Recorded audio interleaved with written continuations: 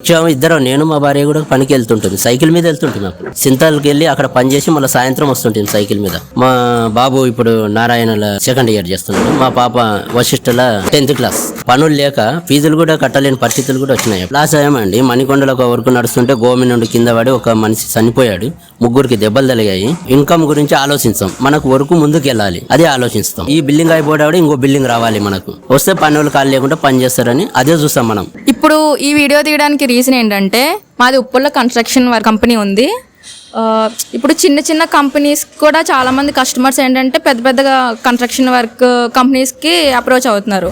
అలా కాకుండా ఇలాంటి గుడ్ పర్సన్ కరెక్ట్గా చెప్పిన వర్క్ కరెక్ట్ టైంకి కూడా ఆయన చేస్తారు. ఇలాంటి మేస్త్రి వాళ్ళని మీరు కాంటాక్ట్ అవ్వండి.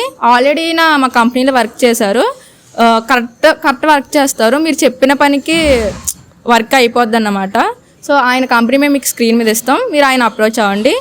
మీకు చిన్న చిన్న ప్రాజెక్ట్స్ అలాంటివి ఏమైనా ఉంటే మీరు ఆయన చేత చేయించుకోవచ్చు. మీ నెంబర్ చెప్పండి.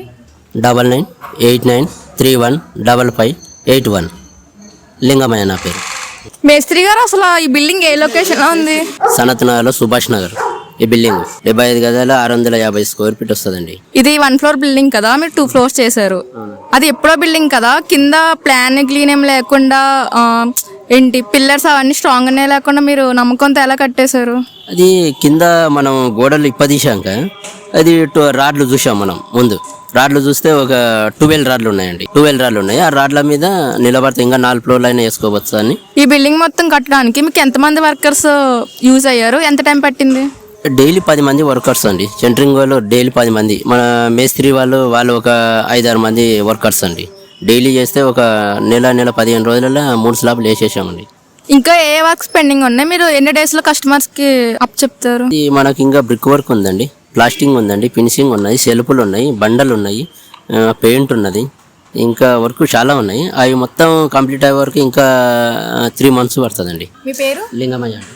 లింగమయ్య. మీ ఏజ్ ఎంత? మా ఏజ్ 38 అండి. 38. మీరు ఈ ఫీల్డ్కి వచ్చి ఎన్ని ఇయర్స్ అవుతుంది? 20 సంవత్సరాలు. 20 సంవత్సరాలు. అంటే ఇప్పుడు మీరు ఈ ఫీల్డ్కి రావాలని అసలు ఎలా అనిపించింది మీకు?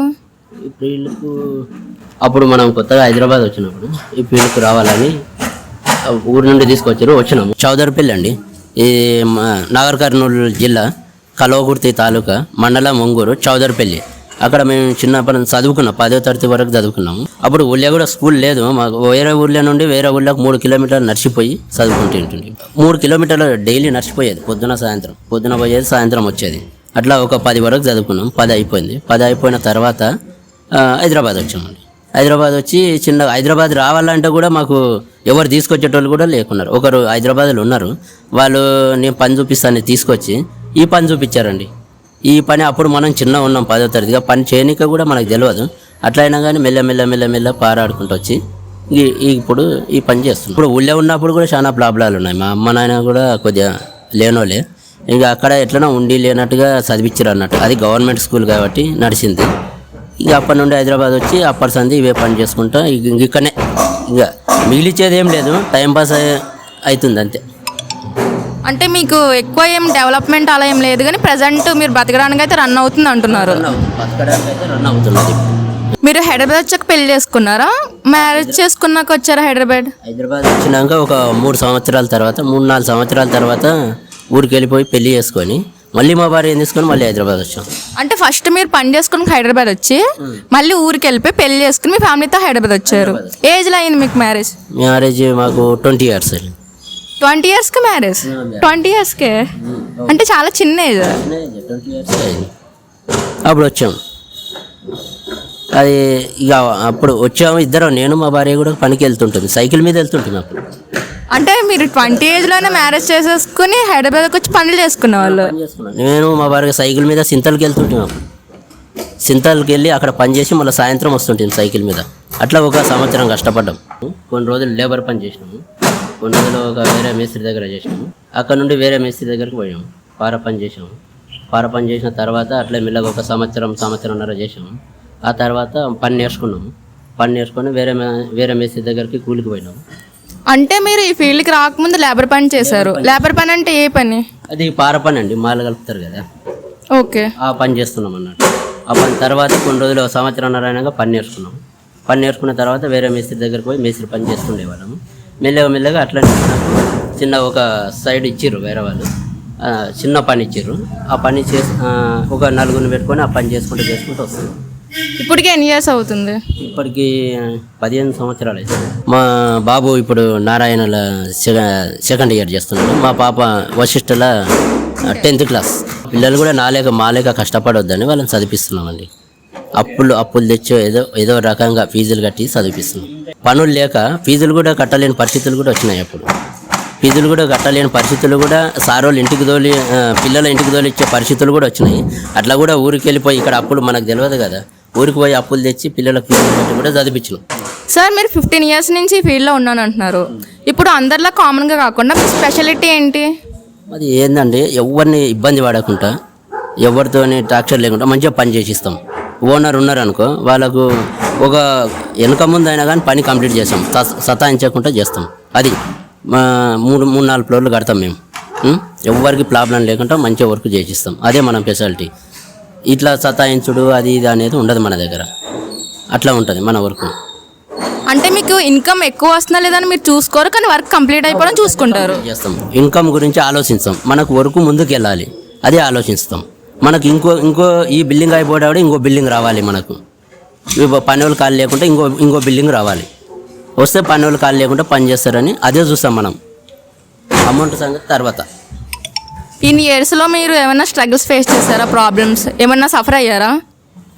ఈ సఫర్ అంటే ఇన్ని ఏళ్ళల్లో మనం ఏం లేదు. అప్పుడప్పుడు ఇట్లనే ఒక్కొక్క బిల్డింగ్లు వస్తుంటాయి, ఒక్కొక్క బిల్డింగ్లో పోతుంటాయి. ఒక్కొక్క బిల్డింగ్లో వచ్చినప్పుడే వచ్చినాయి అనుకుంటాం, అంతే. అంటే ఏమైనా ప్రాబ్లం అయిందా మీకు? ఎవరి వల్ల అయినా ఏమైనా లాస్ అయ్యారా? లాస్ అయ్యామండి. మణికొండలో ఒక వర్క్ నడుస్తుంటే గోమి నుండి కింద పడి ఒక మనిషి చనిపోయాడు. 3 దెబ్బలు తగిలాయి. చనిపోయారు? బిల్డింగ్ పై నుంచి పడి చనిపోయారు.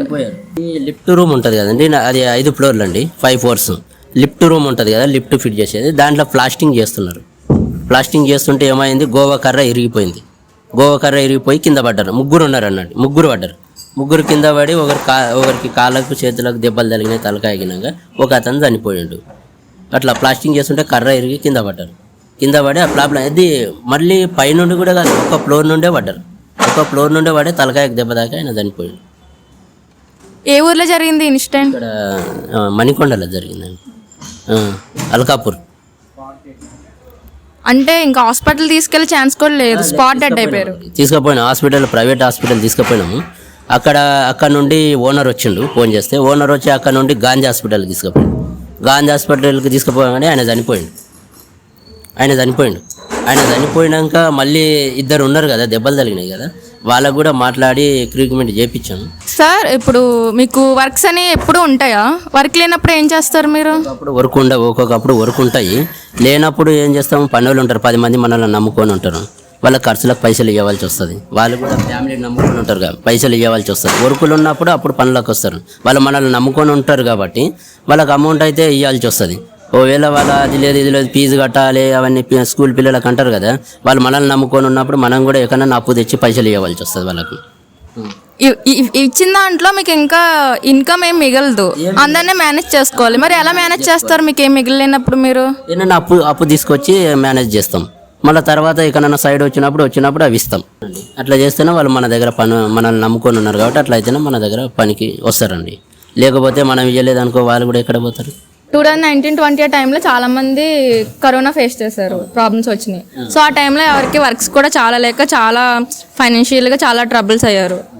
మీరేమైనా అలా ఏమైనా ఫేస్ చేశారు ఆ టైంలో? మేము కూడా లాక్డౌన్ టైంలో ఊరికి వెళ్ళిపోయి ఊళ్ళో ఉన్నాం. సంవత్సరం ఉన్న తర్వాత లాక్డౌన్ అయిపోయినాక వీడికి వచ్చినాక కూడా సంవత్సరం దాకా పని ఎవరు ఇవ్వలే, ఖాళీగానే ఉన్నాం.